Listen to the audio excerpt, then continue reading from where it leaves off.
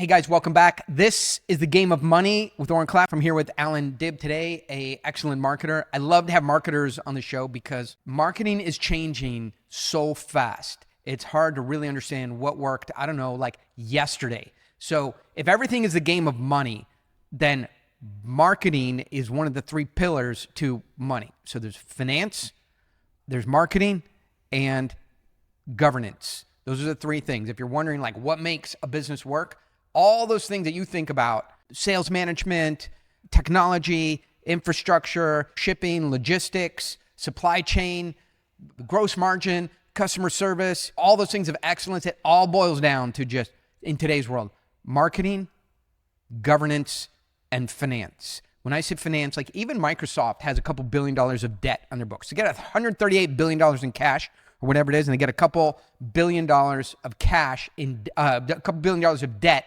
on the books. So even Microsoft does finance. Oracle does finance.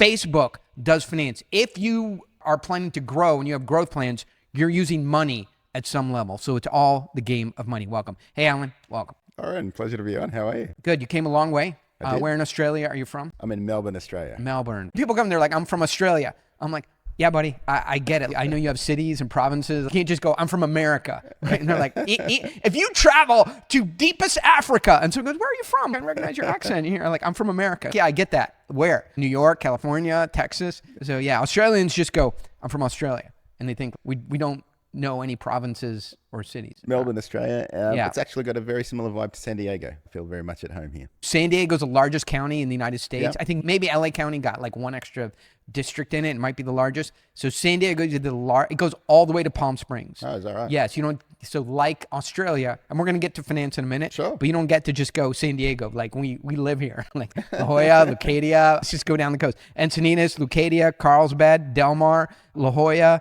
Claremont Mesa, San Diego City, Temecula is in San Diego County, all the way out to Palm Springs.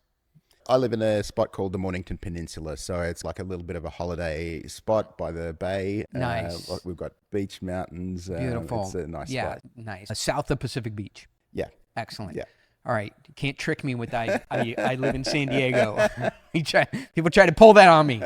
All right. Marketing. What is changing in marketing today that is making it so difficult and confusing? A lot of what I focus on is not even what's changing, but what's staying the same. And so that's a super important question. That's the question Jeff Bezos often asks. What's not going to change? People wanting things fast, people wanting things cheap, all of those sorts of things. So nice. a lot of my work, if you read the one-page marketing plan, lean marketing, we talk about timeless things that are not going to change. Psychology, I love it. All of those sorts of things. Of course, we talk about tactical things, email marketing, all the things that do change quickly, but the fundamentals very rarely change. In 10 years from now, in 100 years from now, people are going to have the same psychological responses, same emotional drive and triggers. I agree. If you look at the advanced beachhead market of crypto and meme coins, right? So what they're seeing in there is the AI and the humans are blending so fast. It's not our market. I just read about it and have people tell me about it. But what you're seeing is the AI augmented marketing is happening so fast you don't know what's human, what's AI, and they're blending together and they're pushing everything to the edge. So I think what is changing is the amount. I'll give you an example. Like I haven't put out my newsletter. I got to put one out today. Haven't put one out for 90 days because I write long-form, story-driven newsletters. ChatGPT can do that in 30 seconds. It's not good, but it's not that bad that I need to spend another 4 hours doing the same thing. So I need to change the format of my newsletter because it's not worth me putting an extra 4 hours in to get 10% better or 20% better. So the speed at which the marketing can be done by the tools is mind-blowing. And if that speed can hit the same human elements, then as a human, you're really disadvantaged. To that, you say what? 100% agree. In fact, one of the things I'm doing here in San Diego, I'm running a 2-day marketing AI boot camp. Okay. So, I thought I was going to tell you about AI. You're like, what? It is? Yeah, no, how's it working? I'm super excited by AI. All right. AI. It's such a leverage point. You as a finance person, you understand leverage very well, right? This is such a leverage point that's going to get you bigger outputs with less input. One of our goals in our business is to triple our revenue this year and not add any new staff. And a big part of that is AI infrastructure all throughout the business. There's right ways to use AI and wrong ways, right? And if it gives you any comfort, one of our portfolio companies, we're doing $25 million run rate with 2 employees. Amazing. Yeah. So we know like less is more for sure. So let's go over what's not changing, because I like that angle. Because I keep, that's a perspective so in finance, there's almost nothing that the AI is really some research when doing some intern level stuff, but it's not going to replace actual like financial modeling, decision making, movement of capital, and those kinds of things, because those things are fundamental human insight, know-how, decisions. It's not going to get into growth decision making around capital markets. Yeah. That's going to be human. So in marketing, what is going to stay human? Really understanding your target market at a deep level. So many people start with the widget, the product, the service, the whatever, and then let's find a market for this. So it's putting the cart before the horse. So what we want to do is figure out who are our people, who are my people that I'm want to serve, and then finding a gap in the marketplace for them. So rather than hey, I've got this widget, I've got this product, I've got this service, let's find a market. Right. That's completely backwards. So really understanding your target market at a very deep level. And then the next step is crafting a message that they're really going to respond to, something that where they hear, see, or read that, they're like, hey, I want that, I need that. So I hear that, and theory is simple. Sure. Application is difficult. Yeah. I forgot this guy's name, but I had him on this podcast, and he wrote a book called Exactly What to Say. Phil Jones. Phil Jones. Yeah, he's a friend. It's good. So I went in it with Phil. I'm like, Phil, let's role play. I'm like, okay, let's sell this product together. I'll come up with the features, you come up with the benefits, whatever it is, and then we'll do value proposition. Let's start selling. Sure. I really got to think about it. I'm like, Phil, you wrote a book called Exactly What to Say. You don't get to think about it. He said, I wouldn't really have it on the spot. I'm like, Phil. So I like to, everybody comes in, and they don't need us sitting here to go, understand your market, sure. And it's a problem. It's a solution looking for a problem, and you have to really understand like this. Yeah. It's like community college marketing. So let's dive in. Yep. How do we then get into that deeper, how do we lower ourselves into the coal mine of the market to really understand the customer, or the target market deeply? There's 2 ways. So if you've been a part of your target market, you've got a massive advantage. So if you've, for example, sure. In my very first business, I knew what it was like to struggle with marketing, to struggle to get new clients, to figure out how I'm going to make payroll that week. So I can talk to that market very well because I've been that. My friend Rory Vaden says, you're most powerfully positioned to serve the person you once were. Now, sometimes you see an opportunity in the marketplace or something where you haven't necessarily been part of that marketplace. And so you've got to do quite a bit of research. So here's the thing, like we're here in California, sure. You're in Melbourne. Yep. These are wealthy, industrialized, high specification lifestyles. So like the things that I love and be like, oh, I used to be that person is a charging system that will remotely charge your 30 motorcycles and let you know which one is on full charge, bring it out to you so you can get it ready to ride on the 3 hours on Sunday morning. You have the market size is 2. And so I find like when people have these skills and are really accomplished business people, right, they're the things that they think are cool or desirable or interesting really have these small market sizes. Yep. And so maybe we could just talk about something, real product. Sure. So what is something that would be interesting to you that you could then say, okay, this is how I would go. If I wanted to go do this business and scale it and penetrate it, how I'd go about it. I love markets that are an inch wide and a mile deep. So we want to solve a very specific problem for a very specific market. And you can almost not be too niche, right? So interesting. Now with a global audience, there are people who are doing just serving markets that would be ridiculous even 10 years ago. What's something you're interested in? Hiking. Yeah. Okay, great. Easy to understand. So what's a problem or at least a solution in the hiking world? It almost seems when in 1848 or whatever it is, the head of the patent office said like everything that can be invented has been invented. Yeah. It feels like REI. If you go into REI, you're like anything that could be used for hiking was invented 10 years ago and that market has ended. What does the hiking world need that it doesn't currently have? Always striving for lighter stuff, Okay, lighter great. tents, Love it. lighter Nice. material, still being so you can carry all of your stuff, get to the place and all of that sort of stuff, but still be warm enough at night Nice. and all of that sort of Agreed. thing. So, okay, so product. What's a product that seems like A tent. a tent? Okay. So great. I love where we are now because it seems like every tent that ever could be made has been made. Yeah. And so what's a tent innovation?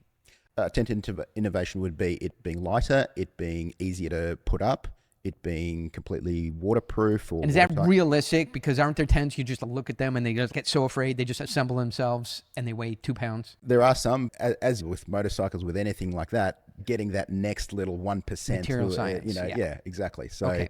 That makes a huge difference. Okay, so just give me a couple features and benefits of this tent market that we're going to, the product we're going to build. So we can go into features and benefits, Yeah. but I often like to go into what are going to be the emotional triggers that are going to make you buy. So I would be talking about, having the performance on a 5-day hike, that you've got an advantage over other hikers. You're not going to be wet when you've got drench rain coming down on you. You're not going to be cold. You're going to be able to put it up in 1 minute when there's rain pouring down, because last thing you want to do is exactly where I want to be with this. Okay. Because if I'm listening to this from an outsider and I want to get inside your head, because I think the answer's in there. If I'm listening to the outsider, I'm like, yeah, this is the same problem I have, which is lots of tents, and now I have a better tent, and it's super, super busy, and I got to somehow do marketing that says I'm better.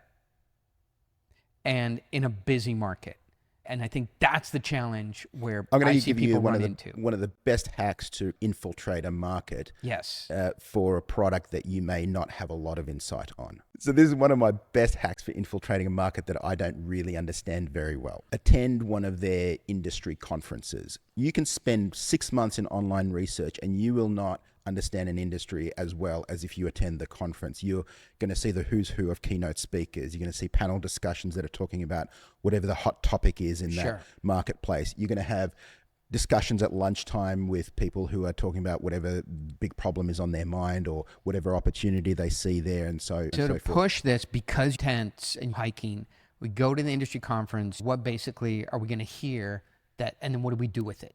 Yeah, so you're going to hear their fears, their frustrations, their hopes, their desires, all of those sorts of things. They're the things I want to package in a marketing message. So I don't want to talk about features and benefits. I don't want to talk about tent poles and ratings for heat and cold and all of that sort of thing. I want to talk to their emotional triggers, the crocodile brain, as you talk about in your book, right? But let's do it with a tent. Yep. Because I have a different way of tackling this that is probably worse, because this sounds like you have it really well thought out. So start to move into the positioning of this tent product so I can understand how you would roll this out. Yeah.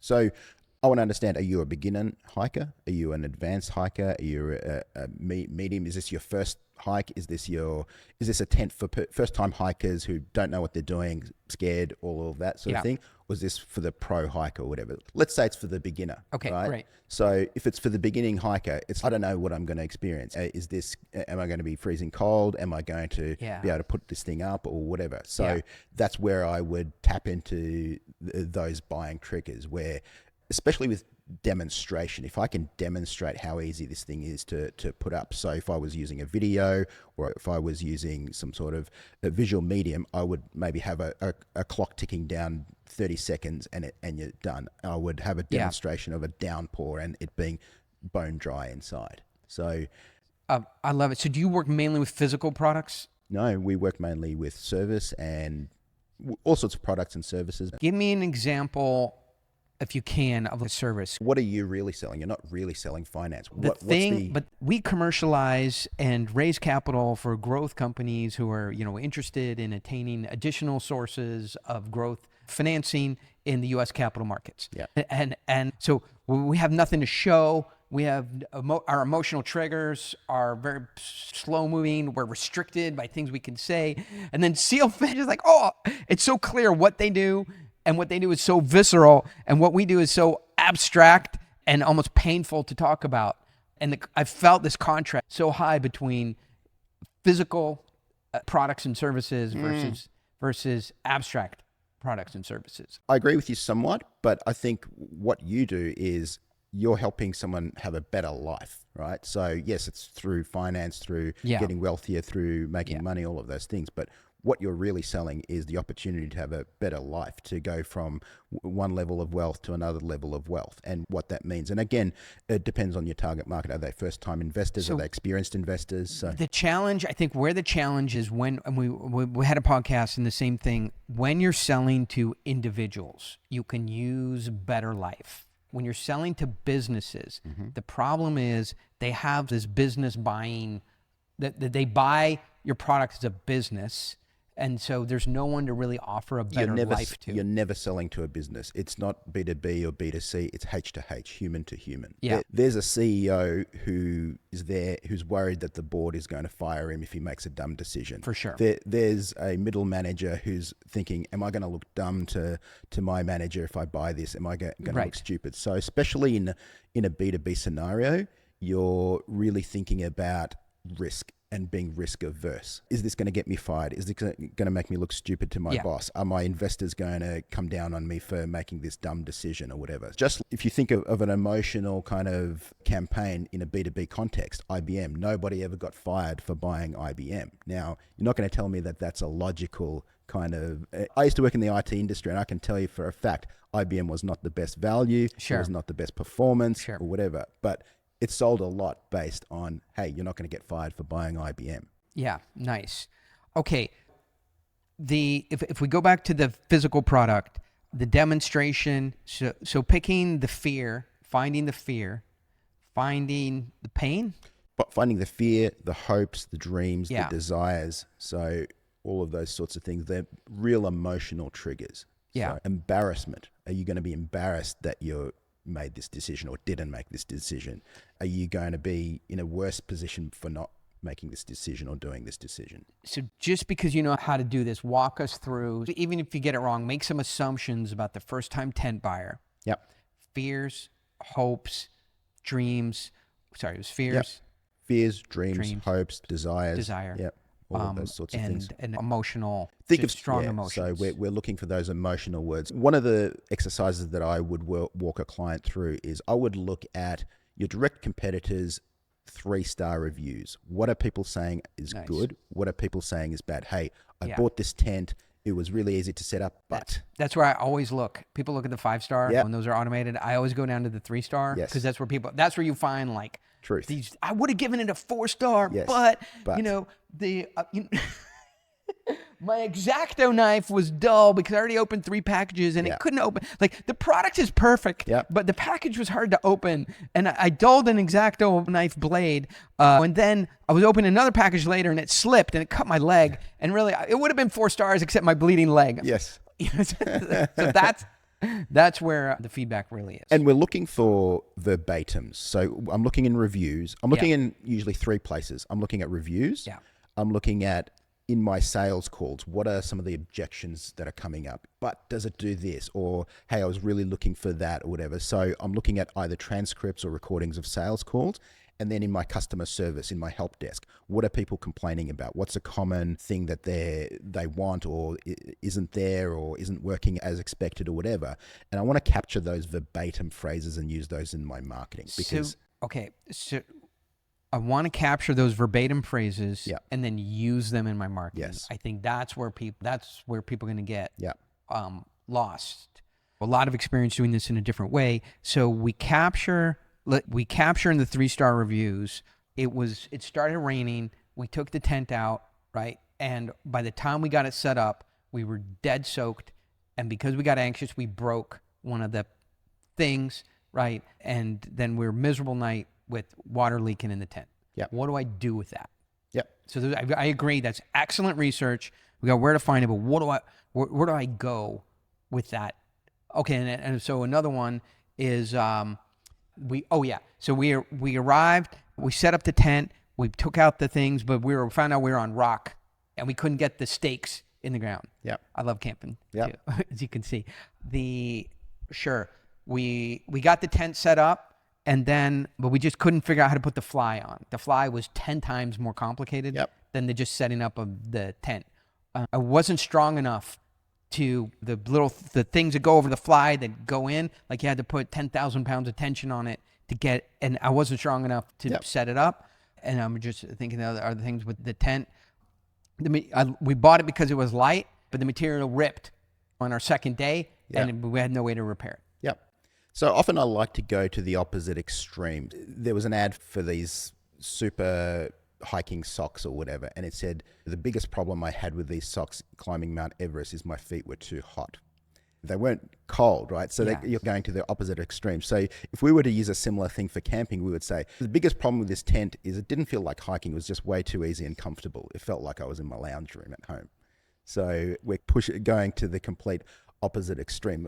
And someone who's a first-time beginner is, oh, wow, that's so cool. I want that. I want to be comfortable when I'm out in the wilderness and it feels easy. I don't want to be soaked and making it feel hard. So we want to go to the opposite extreme. Indulge me for 2 minutes. Sure. My wife and I took our BMW K1200R from San Diego, Encinitas, a town in San Diego, up to Monterey. Yep. And then you hit the San Luis Obispo sort of valley. As you come out of San Luis Obispo and you go into this basin before you start to get on the coast road up to Monterey. And the temperature drops like 40 degrees. Yep. So it goes from, maybe that's extreme. It goes from 75 to 42.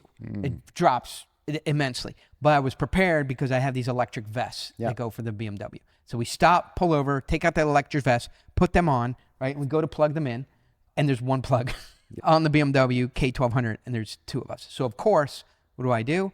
I plug myself in. No, I plug her in. And so we get running the road, and it's freezing. Yeah, a couple minutes, but the wind just, no matter what clothing you have, it gets in. You're riding a motorcycle. It's freezing cold, 39 degrees. It's getting close to freezing. And I'm freezing. I'm just toughing it out. We're about 20 miles down the road, 25 miles down the road. It's about a half hour, 35 minutes of riding in freezing cold weather. And she starts tapping me and she says, stop. So I pull over. I'm like, what's the problem? And she goes, is there any way to turn this thing down? It's so hot back here. Exactly. So I'm living that example. Yep. I'll give you another example, which is a little bit less family rated, if you don't mind. So when Viagra first came out, they said, if your erection lasts more than 4 hours, go see your doctor as a warning. And if you've got that problem, your erection lasting 4 hours is a dream come true, right? Right. So. Yeah. Very good. We have the information, and then we can go to the opposite. What's another sort of framing technique based on the tent information? I want to go to some of the fears. So fear drives people much more than gain, right? So what are their biggest fears going to be? So are they going, again, like getting wet, getting soaked, getting behind, it being heavy, it failing on you when you're out in the middle of the wilderness. So then how do we express those fears in a product in a way that directs people towards our product and service? Yep. So again, I would do direct comparison. I would show someone bending the tent pole of this product, and then here's the competitor one, snapped easily. So look at this one, we're bending it the whole way, or we're drenching this one, see, this one's full of water, this one's completely dry. Yeah. So, by the way, don't take this wrong, but this shit better be in your book. This is good. We're writing a third book. Do we need to write a third book? Is that what we're doing here? I am writing a third book. What's in the books? Have a read. All right. I will now. I'm intrigued. All right. So we're running this process, which I like. What are you doing with the AI that makes us better or worse?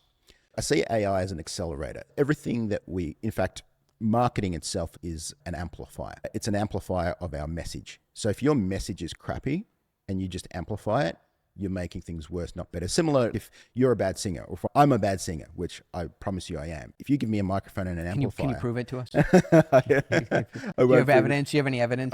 Maybe you're really great. I have plenty of evidence. Yeah, maybe your wife is like mad at you for a different reason. And you're like, have this beautiful voice. And every time you're like, start singing, she's triggered by it. And she's like, your voice sucks. And we're like the story of the Saving Sugarman. Did you see that movie? No, you don't watch movies. I do watch movies, but I didn't see that one. It's a singer, an American singer called Rodriguez. Okay. And he was better than Bob Dylan, better than Bob Seger, but his problem was that he could not face an audience. So he would sing and play the guitar with his back to the audience. And people were like, what the fuck? this is shit, right? But when he went to the recording studios, right, he made they're like, this guy's better than Bob Dylan. He's amazing, right? And the record didn't sell in the United States, and he was a construction worker, lived in a apartment that didn't have heat, light, electricity, anything. A subsistence level construction worker is where his music career took him. In South Africa, bigger than the Beatles. Okay. Like, not euphemistically, every South African household had a Rodriguez album. Okay. Right? Everybody knew the song. More sales, more awareness, more familiarity than the Beatles. Okay, and so somebody in South Africa was like, "Hey, we should get the guy to come here and have a concert." Oh, sorry. And so they started a search, and they're like, "Oh, he's dead. No one's ever heard of him." And finally, the filmmaker found him as this construction worker, and then brought him back. So maybe you're the Rodriguez of Australia, where your voice is so. Just give us a sample. I 100% assure you I'm not the Rodriguez of Australia, but what I will tell you is if you amplify my singing, it's going to make things worse, not better, right? In a similar way, if we add marketing to a poor message, it's going to make things worse, not better. So we need a message that really resonates with your audience, and then add marketing, and then AI is such an accelerator for what we're doing in the marketing process. So everybody can pull up Chat GPT and just go, hey, here's my marketing, make it better, make it sound like Alan. Take Allan Dib Allan Dib is the marketer from Australia. Great. Yeah. Here's my dog food. Here's my vanilla flavored ice cream. Here's my accounting service. Here's my better accounting software. Whatever it is, make it sound like Allan Dib would write it. That's what most people are going to do with AI. What's wrong with that approach? So just as in life, with AI, the quality of your inputs determines the quality of your outputs. So if I had access to Einstein, and we do now with AI, if a dumb question I could ask him is, tell me about relativity. I could find that answer on Google or whatever. But I need a higher quality question if I'm going to get the benefit of his knowledge. I would be thinking about some of the goals. I would be thinking about how did he approach solving problems that he didn't even know the answer to. So starting to go deeper and with higher quality questions. In the IT industry, they call it GIGO. Garbage in, garbage out. And in a similar way with AI, you can say, look, write me a 600 article about whatever venture capital finance, and you'll get some crappy kind of cliched output. And cliched output is the core feature of AI writing because it has this flattening effect. It's tuned to give you a median response, right? The median opinion, the median sentence, the median phrase or whatever. So we need to use it in a different way. So for example, when I use it as a writing tool, I'll never use it to generate the actual writing, but I use it, for example, as a research assistant, or sometimes I've got this really great sentence, but I just don't know the word to finish it or whatever. So I might input that sentence and say, look, give me 20 completions of this sentence. And then I'm like, yes, that's the word. I use it in a lot of different ways, but never to generate the actual text because it doesn't have my stories. It doesn't have my experiences. It doesn't have my style of writing. Even if I give it 100 samples of my writing, it's definitely a better output, but it's never coming up with something very novel or something the way I might have written it or whatever. So I might use it to generate ideas, headlines, stimulate some research, but I'll never use it just to do their writing for me. Let's go back to the tents. So we found the industry problem. We wanted to move the marketing messaging to really high contrast. Mm-hmm. We took a look at what people were really experienced with the product. We took it to the other extreme, in one set of framing. And then we made sure that those extreme touched on fears, dreams, high emotion, excitement, greed, and desire. Yep. Okay. And so we started thinking about that, and now we have the AI tool. So how are we using the AI tool in your mind to help focus or accelerate the marketing? Yeah. One of the best things I want to use it for is to create a lot of high quality content. So when you think about we're creating content, so we need a script, we need ideas, we need stories, and then we need to actually shoot the content just like we're doing now. Yeah. And then we need to do editing and all of those sorts of things. So there's a whole workflow. This used to be super labor intensive. Sure. I remember when I used to shoot a similar podcast to this format where you've got two people and you've got two... Hopefully not similar, because I'm sure nobody watched it. But when I used to shoot a better podcast than this one, yes, go ahead. It's very labor intensive because when you've got to switch the camera angle when this person is talking and all of this, and this was an editor going through, okay, Oren's talking, so let's cut to Oren, or Alan's talking, let's cut to Alan, so on and so forth, fixing up the audio. He made a mistake here, let's edit that out. Now, there are tools that allow us to do that with one click. So massively reduces the editing load. Sure. So what does that mean? Thing. It means instead of one podcast a week, I could do maybe 3, 4, 5. So I can increase the amount of content. So, and again, I'm using it as an assistant. I'm not saying, hey, do the content for me using some AI avatar that just talks on your behalf or whatever, or is a clone of you or whatever. So again, they're not that good at the moment. Everyone wants to hear Oren.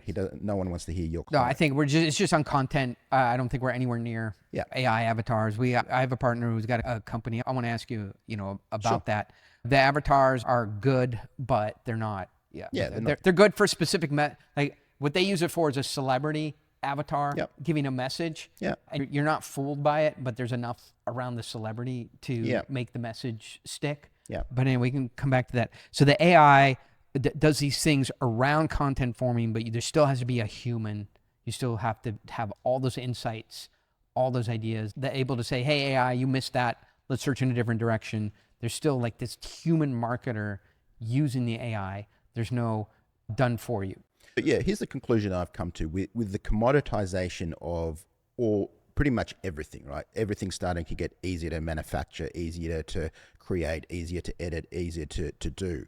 What's the thing that's going to be making marketers and business people stand out more than anything? It's storytelling. I've dedicated the next 10 years to becoming a world-class storyteller. I don't think I'm necessarily there yet, but that's the thing that's going to differentiate me over anybody else. You just stepped in the octagon now. If you want, you can rewind 60 seconds. Because if you want to talk about storytelling, that's where I want to be. All right, just so we don't leave this behind and feel like we have, oops, there goes a squirrel. So we're using the AI to help us hone in on the problems and fears and desires from the research that we've done in this specific deep niche. Yes. All right. Just walk through some basic ways to approach that tool that it gets us some content that we can we just look at it and go, I really resonate with that. Let me try it. Yeah. So again, now one of the powerful features of these, especially large language models, is I can input a lot of data and get back some good answers. Using data input to get your output, again, GIGO, garbage in, garbage out. So what I'm going to do is I'm going to take all my customer reviews, all the reviews of my competitors. I'm going to take transcripts from my sales calls. I'm going to take transcripts from our help desk, feed it into the AI and say, show me some trends. What are the most requested features? What are the things people most complain about? What are the things that people want the most in their sales process? So I'm going to start to get valuable insights. So this is where we can take advantage of the large language models, distilling things to a median. So we're understanding, okay, these are the major things that people are wanting. Another feature is deep research and reasoning. So even though I've read your book in the past, I know a bit about you. One of the things I did before I came here is I used the deep research feature. So I went through, summarized your book to remember all the points of your book. I even asked it what would be some good questions to ask Oren. Nice. So I went through, not doing it for me, but reminding me of a lot of things, because it's been a few years since I've read your book, and as much as I love it, I did.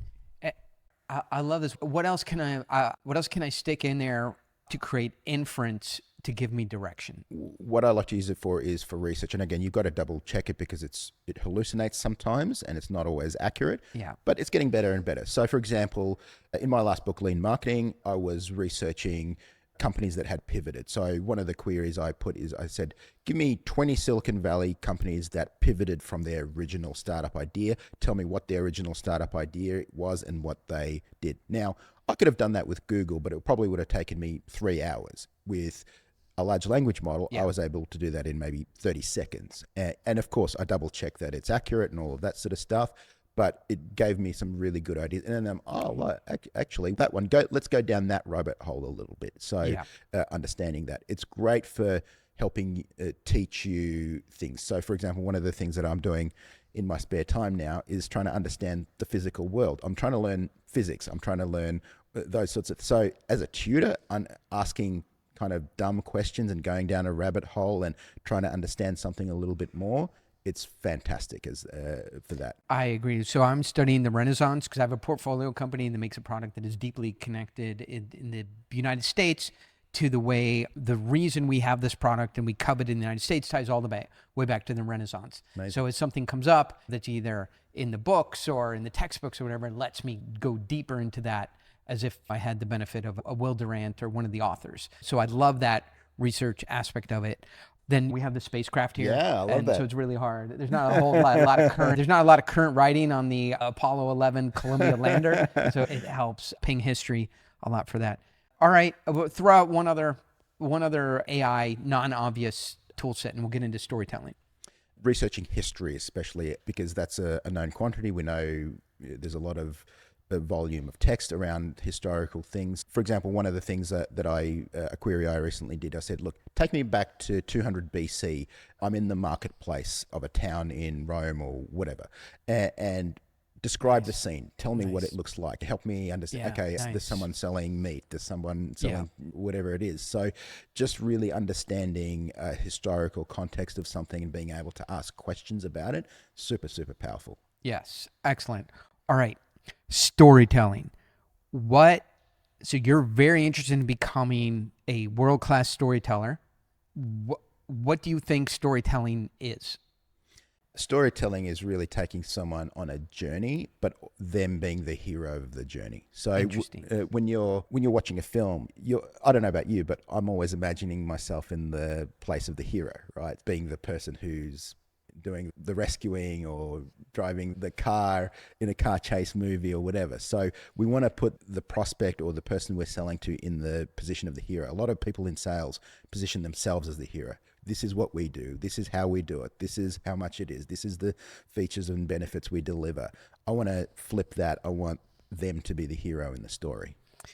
In some ways, I feel like people want to meet and know new interesting characters and expand the range of their relationships and the things they know about and the people they're associated with in order to elevate their status in their own community.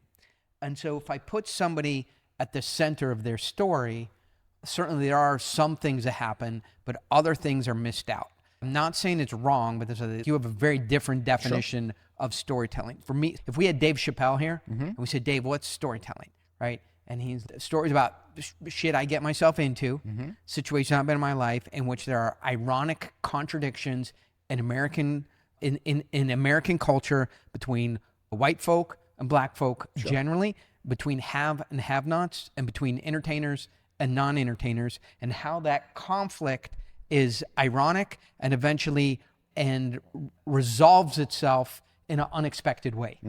So that's how he would define storytelling, right? I would define storytelling for me is to give people a window into 3 or 4 levels of business or society up from where they are now, and give a sense that there's some level of access and aspirational hope and blueprint and engineered format in order to move from where you are today into a higher status, more evolved, more colorful environment with more money, interesting people, and closer to the centers of culture that form our society. So that take someone from a worse condition to a better condition. From a worse condition to a better condition. And then also my storytelling, I think what I'm trying to do is provide humility and a connectedness to hard work and just doing the average work that average people have to do during the day, but also frame it up that I've been doing average work or good work at a high level with hard work for so long, it's added up to where I am now, and it's taken me a lifetime to get there. Maybe you could get there a lot faster if you had some of the experiences that I've had, and then I try and tell the stories around those experiences so you can leverage them to get to where I am faster. So that's my definition of storytelling. Okay. By the way, all my writing starts with the word you. This doesn't confuse me. Yep. But I'm just interested in your version of Sure. it. And so what is that format that you think puts someone in the middle of the tent story? Yeah. So I want you to feel something as a marketer, and then I want that to drive action. So it's great if you enjoy a story or whatever, but I want it to drive a particular action. Yeah. It's a key part of direct response marketing. I want you to either click the ad, or I want you to opt in on the email list. I want you to hit reply. I want you to hit the buy button, whatever. I want you to take an action as a result of a story that I've told you. To do that really effectively, I want to make you feel something. Tense, focus. Sure. I want you to feel that, hey, this is something that's going to keep you dry. This is something that's going to be easy to do. So if we can hit easy buttons, if we can hit things that will elevate your status. So all your friends are going to look like clowns while they're trying to assemble their rain in the tent. You've got it done in 30 seconds, and now you're helping them. So is that a story? That's not necessarily a story, Okay. but that would be the framework around the story that I would write. And the story that I would put together is elevating their status, or something that hits the easy button. So How does that roll out into words, sentences, paragraphs? sure. Yes. That's where we'd maybe workshop it a little bit, but it might be something like help the more advanced hikers while your thing is done, while your tent is assembled. It's really interesting to me. Okay, give me a couple other stories. And not a criticism. I agree. Yeah. It's just interesting, and I want to be thoughtful about it. Yeah. Your biggest problem is that you're too comfortable on a hike. Yeah. Your biggest problem is that you're too warm and dry. You don't even realize that you're roughing it. I love someone challenged Mark Twain to write a story in 6 words, and here, for sale, Yeah. baby shoes, never used. worn. Yeah. I feel like stories are the job of the storyteller is to have something with a beginning that sets up intrigue, as that does, expands into a middle in which interesting characters appear that you begin to care about, and you move towards a conclusion that starts with the obvious, becomes interesting, and ends in a surprise or is insightful. Mm-hmm. And that, to me, is, whether it's marketing or just sitting around a cocktail mixer and telling a story, is the storytelling that I think is important. So people leave with some sense of surprise, but they're rolled through that surprise in terms of in terms of characters that they know, understand, and can appreciate. And that way I can try and be in the middle of that story, because if I'm in the middle of that story, then I'm a character that they can relate to, they feel comfortable with, and then they become interested in what's going on. Mm-hmm. And something that's obvious becomes interesting, and then they start to see unique perspectives and really high tension, and then there's a surprise or an insightful way to solve the problem, and everything is released in the denouement into the success we didn't know we were going to get. And you could say that's every episode of Buffy the Vampire Slayer. The trick is making it as part of a business. So I think people really mess up this idea of business story. So maybe if we can it might be helpful for people when we get to a common definition of what a business story is. Sure. A business story takes people on an emotional journey. We want to take them from a worse place to a better place, and I want to trigger an action of some sort. One of the things I like... But how do you avoid... Sure. Right. And I think that's what kills all these stories, is if you can see the end of the story ahead of time, then you don't need to hear the end of it. I was actually getting to that. One of the things, I rarely articulate the conclusion of the story. I rarely give the moral of the story. Why? Because 5 different people will have 5 different conclusions and different morals. So if I say, what did you take away from the movie Wolf of Wall Street, or the story of Wolf of Wall Street? You might say something like, I don't know, what would you say? What did you take away from that story? From Wolf of Wall Street, I would say that the seeking out money for money's sake will ultimately lead to a complete reset of your entire life. And it's the easiest road to go down.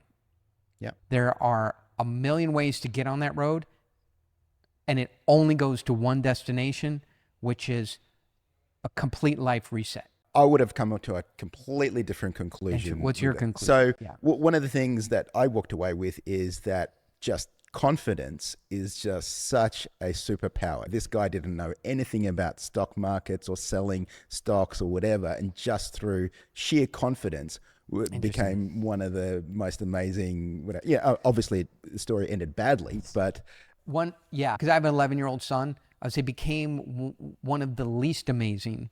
Somebody who was untrustworthy, betrayed all his friends, all his colleagues, all his employees, the government, and has zero integrity, and is not somebody that could attract friends, family, or the respect of their peers in any way. And that's because he went down a bad road. Had he done things ethically or whatever and used his confidence and sales skills and powers of persuasion in a good context, he probably would have been a billionaire by now. I never thought of it like that. I just thought this. Yeah. I think they had the God-given ability of integrity, and they ignored it, and then everything fell out of that. True. Different versions. Yeah. Yeah. You illustrated my point. So different people take different things from the same story. Yeah. So if you articulate, if at the end of the Wolf of Wall Street they said, okay, and the moral of the story is you should have more integrity, or the moral of the story is confidence is a really powerful force, or whatever else, it would alienate a whole bunch of people. So everyone will walk away from a story with a different conclusion. And one of the things that I do when I write stories is I don't necessarily, even though maybe I've got something in mind, maybe I've tried to lead someone somewhere, I don't say, hey, the conclusion of this or the moral of this or whatever is X, Y, and Z. I'll let them come, and I hear from my readers every single day who've read my book, and they're like, I read your book and I can see how it applies to B2B, but I can't see how it applies to B2C. Then in the same email inbox, there'll be someone who says, I can see how it applies to B2C. I can't see how it applies to B2B. Does this work or whatever? So different people will take different messages. And I've had readers who've come up with ideas from my book that I never had in mind at all, but they're coming up with their own conclusion. I like that. Everybody has a different interpretation of it, so you don't want to spoon feed them. Yes. The reason for and by the way, we didn't cover, where's your background that you came from? There all of this rich ideas on how humans work came from. This was my hard-won study of marketing. I started my first business with what Michael Gerber talks about as an entrepreneurial seizure. I thought, hey, I'm good at IT. I'm going to start an IT business. And of course, I had all of the troubles of someone who doesn't understand business, doesn't understand marketing. I spent probably a decade in what I call expensive experience, trial and error, learning from every book, learning from mentors, learning from seminars, all of those sorts of things, and experimenting and spending hundreds of thousands of dollars on dumb stuff to figure out, hey, this works, this doesn't work, and so on. And now me and my team, we actually spend a lot of time on research and development, figuring out, hey, how does this work? Does this work? How do we use this tool or whatever? I spend a lot of time in the trenches just, learning this by trial and error. Some concepts around here. I assume Melbourne is a bit like California, where you have 104% employment rate. There's no unemployment. Yeah. 23-year-olds want to not work from home, but work from Bali, work from Hawaii, work from a train traveling around Europe. Yep. Right? You're like, hey, okay, you're our janitor, right? You come in every day from 5 to 7 to clean up after we have this, right? Yeah. Yeah, I just want to let you know I work from home Thursdays and Fridays. Yeah. Yeah. And so it's very hard to get under 30 to commit to one project and be there and work inside a company. They want to have marketing gigs, travel the world, travel around, surf, and they never really are learning any institutional behaviors.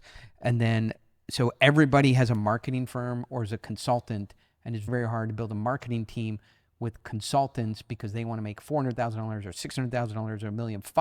You can pay them $10,000 a month. And so you, out of the $1.5 million they want to make, you're $100,000 less than 10% of their business, but you probably need 50% of their time to do the task. Are you supposed to build a marketing team in today's world? I love that question. So we have an amazing team, and in fact, a lot Great. of We'll hire them. Thank you. I mean, it's so nice, Alan. a lot of them are in the United States, and my CEO's in California. Even easier. Yeah. So it's walk us through how to build a marketing team. yeah. So one of my best hacks is to hire based on character and train on skills. So The problem is people want to make so much if they have original thought, are creative, and then they take a course, maybe something I offer, Pitch Anything, something like you offer, something that Tony offers, and Tony will tell them, you are an expert, and the world should pay you $1 million a year for stuff that you learned yesterday. yeah. Right? And so now nobody is satisfied making, so what, sorry, not to talk over you, Sure. but what is a corporation, a company, what should they pay for a marketing coordinator full-time? Yeah. It depends Just on. throw out a number. Yeah. It depends where they are in a region. So In if California and if you're Melbourne, middle of Melbourne. hiring in Philippines versus hiring Middle of Melbourne. in the middle of Melbourne, you might pay $70,000 or $80,000, something like that. Sure. And I don't know what a dollar is there, but that's California, $85,000 for a marketing coordinator. Yep. And the problem is that marketing coordinator is constantly on the hop they believe that the right amount of compensation for what they do is 150. So there's an air gap between what you can pay as a business realistically for that position and what that position thinks they should be getting for that position. I love it when people are ambitious in my business, and I want to show them the path to, hey, you can earn 150. Here's the path where we can go to 150. Here's a path where we can go to 200, to 300, to whatever. And I just want to tell you, I have some employees around here. Don't say that shit, okay? Like you're gonna call this podcast and cost me $500,000. All right? maybe. Go ahead. But so some of the best people we've hired is someone who I've seen leadership potential in. I may be hiring them for this position, but hey, I could see this person comes with batteries included. They're a killer. They're going to move up in the organization. And not everybody has to. Some people just want to do the same job and do it well and do it for many years, and that's totally okay. Where are you getting candidates? One of the best places I've found is what I call loose ties. So someone who knows someone. Hey, we're looking for somebody to do this kind of job, someone who's, and maybe they've never done this type of job, but there are jobs that have similar skill sets that translate. So some of those loose connections have been really powerful. 100% agree. We try and get somebody internal versus every time we go external, it's a chat roulette with money attached. Yeah, exactly. Yeah, exactly. The other thing is someone being good at job interviews is very different to someone being good at the job. Right? Yeah. So a lot of times the first couple of weeks is really your job interview. We're going to see if you're going to sink or swim and fire fast if it's not working out. Yeah. The other thing, tapping into what you said, hey, they want to work from home, they want a flexible schedule or whatever. Most of my team, in fact, all of my team, we don't have an office. Everybody works from home. I don't know what time they're logging in, what time they're logging out, whatever. I'm looking at their output. If their output is sufficient, I don't care if they're going skiing in the middle of the day or if they're going to the gym or whatever. So we're looking at output. I'm not monitoring kind of their screens or what time they're clocking in, what time they're clocking out, all of those sorts of things. So if your output is great, do what you want. If it's not, then we're going to look at, okay, how are you working? How's that? So how do you build this team that doesn't put you in the position of being middle management, right? So the problem is, I find if you get a team above 5, you get to 7, 8, 9 people, then you need one person whose only job is to manage and coordinate and empower and compensation and set goals and review the team. And that's too small of a group. It's too small. And a lot of these small portfolio companies or these emerging companies, they're too small to have of $85,000 to $120,000 middle manager whose only job is to coordinate everybody in company culture, reporting in, using the Notion or the software or whatever. How have you escaped having to have middle management? So we hire people with batteries included. We hire people the biggest problem with those kind of people is we've got to slow them down. We've got to say, hey, take a break. Hey, go on vacation or whatever. So we want a self-managing flat organization. I don't want someone who's has to be, because it's a massive overhead if I have to have someone watching over you, making sure you're doing the same stuff and clocking in, clocking out, all of those sorts of things. Sure. So we're a very flat organization. We're at about 19 people at the moment, and we don't really have middle managers. We have little pods where, hey, this is our marketing pod, this is our sales pod. We've got someone who's reviewing sales calls and things like that, but we're not big enough for middle And technically, managers. now that I've joined you, you're 20 people. So You're welcome. you have to You're add welcome. another $85,000 to your annual budget. Done. I hope that doesn't break it. And you can work from home. And work from home. Excellent. I like this. So so you said hire for the energy, the enthusiasm, the go-gettedness, and then Yeah. train the skills. Yeah. But today's skills are really they're technical. Right? Like we work in finance, so the training of finance skills can be 3 to 9 years. So it's not something that's like a quick 30-day how to use a Gmail plugin. Sure. So absolutely, there are skills that take time to train. A key part of our whole process is we've got very good standard operating procedures. And in fact, that's something that we sell a lot to clients is, hey, here's the best practice on how to do X or whatever. And so that's really powerful for clients, but it's super powerful for training new people. So we've got a standard way of, here's how we deliver this. Here's how we do customer success. Here's how we do customer support. Here are the scripts and things like that. So there's a lot of tools and things that empower them to do that and help them accelerate that rather than everybody starting from scratch and we've got to train you one by one. Also, we want skills that translate from whatever they've been doing. So if someone never used a computer before, doesn't know how to use Microsoft Word, we're not going to get them into a social media management role or whatever. So we want people who've got already some technical skills in some area, and we can just translate it. Hey, maybe you've never used Notion, but you've used Asana before, and we can figure that out in a day or two. This feature is similar to that feature, and this is how we do it here, and so on and so forth. So we want to get some skills that translate. But when I wrote Pitch Anything, I did no marketing. Yeah.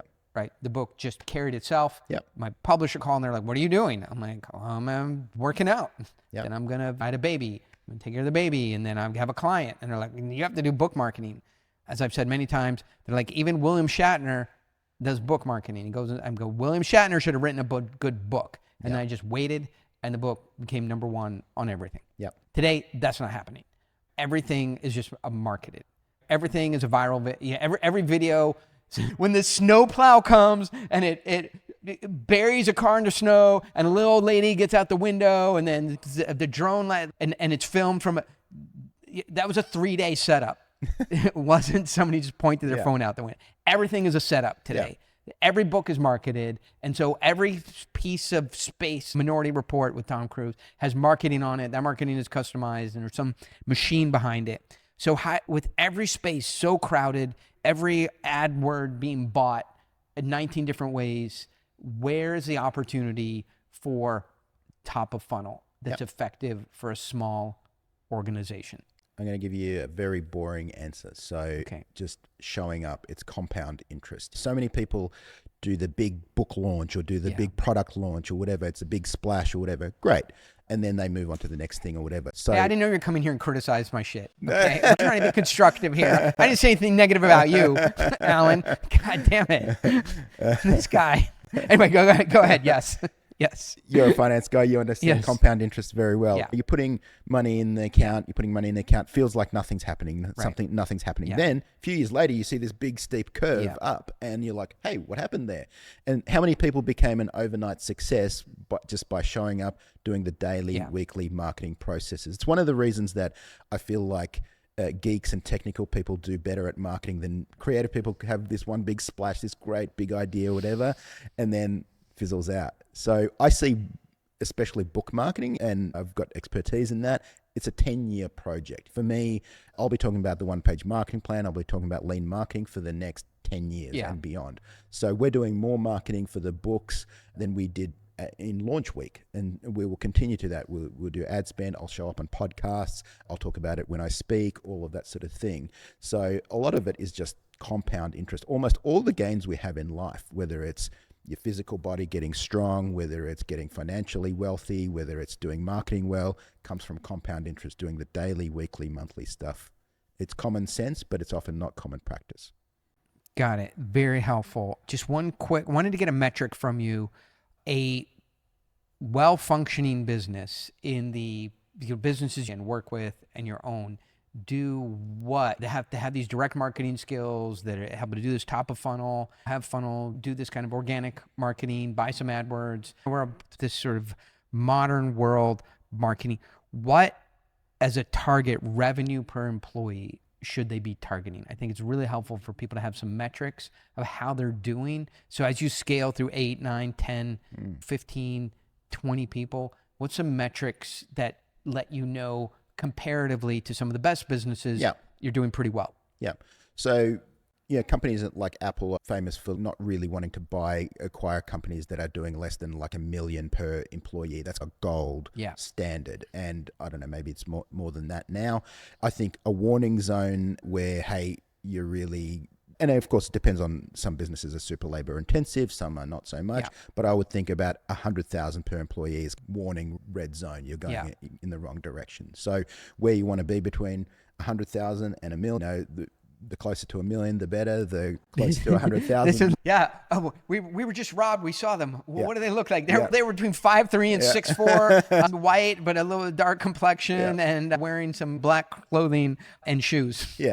Yeah, exactly. So this is where... In a digital marketing business, where a well-functioning digital marketing business that's got 12 to 25 people in it, where would you want to see So dollars? if it's digital, if it's an agency, then you're going to be a lot that's a very labor-intensive business. You're going to be a lot closer to maybe 200,000, 300,000, something like that. If you're selling a digital product where, hey, there's no incremental cost in selling per unit and things like that. We don't need tons of labor. It can sell itself on the website. We're going to get a lot closer to maybe $500,000-$600,000 and above, depending. And again, it depends on your platform. It's so many different things. But one of the things that we work with clients on is helping build marketing assets. Again, you're a finance guy, you understand assets very well. So if you own property, you can generate rental income from your asset. So income comes from assets, right? Yes. So if you own stocks, you generate dividend income. So if you have powerful marketing assets, that's going to generate leads, it's going to generate prospects, it's going to generate new revenue. So you want to build or acquire marketing assets in your business. So do you run an agency? No. No.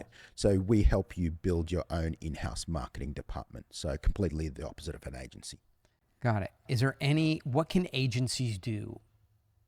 What can agencies do? In what world would you hire an agency? The biggest mistake agencies make is they go too wide. They do everything for everyone. Sure. We do SEO, we do pay-per-click, we do everything for anyone.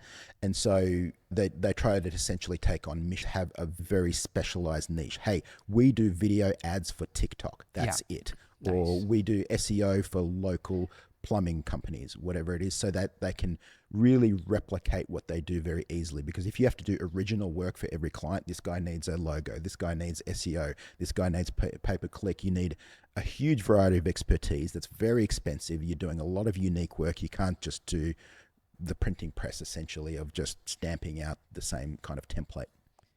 So for all the people who listen to this and they said, Allan Dib is smart, he has a very nice company, he clearly makes a lot of money, I'm going to sell him some stuff. What are your hopes, your dreams, your fears about the next 5 years? It's like everyone else. I want my status to go up. Nice. I want my level of comfort to go up, all of those sorts of things. I want to eliminate risk as much as possible. I want the gap between value and price to be bigger. So just like everybody else. You're going to get, with the range and reach that I have, you're going to have 100 calls from copier salespeople in the next 2 weeks. Amazing. I'd love to hear from them. Very nice. All right. For somebody who is starting out in marketing, so that means they got a degree in social sciences, physical therapy, and marketing, and maybe even in finance, and they found that finance is actually hard, and they love marketing. Yeah. And that's the world I started in finance and I ended up in marketing. I love it. Sure. It takes very easily to it. Finance is super hard and requires math. But for people starting out in marketing, what path should they start on for the most amount of, what should they be going for? Education versus money? Just make the most amount of money, you'll get the education with it. And it's a loaded question for me because I see Where I see people going is they just want to make enough money to live a casual, carefree lifestyle, Sure. and they're not building anything. They're not building any knowledge on how to work in a company. They are just learning how to do tasks. And if you're learning how to do tasks, somebody else will come along and do it cheaper. Yeah. If you learn how to work in a company, that's valuable. Yeah. Where do you think people just merge into the on-ramp to the fast lane of marketing coming out of college? Where should they be digging in? It just flabbergasts me how uncreative people are when they're applying for jobs and things like that. It's the same template, the resume, the CV, whatever, just spammed out to 100 different people. I think one of the best ways to get a job in marketing, or really in any field, is to show your work. Like, don't send me a CV saying, hey, you want a job or whatever. Show me your work. If you show me your work and it's impressive, or offer to do something for someone I totally agree. for free, just to show them how good you are. I think Gary V's head of marketing, whatever, he just did the D-Rock. He just edited a bunch of Gary V videos, sent it to him and said, here's my work. I could do this for you. And he's, boom, hired. And now he's head of marketing and he runs his whole operation. So show people your work. That's the very best way to get hired. Yeah. I like that. All right. Now, let's go get something to eat. Let's do it. Awesome.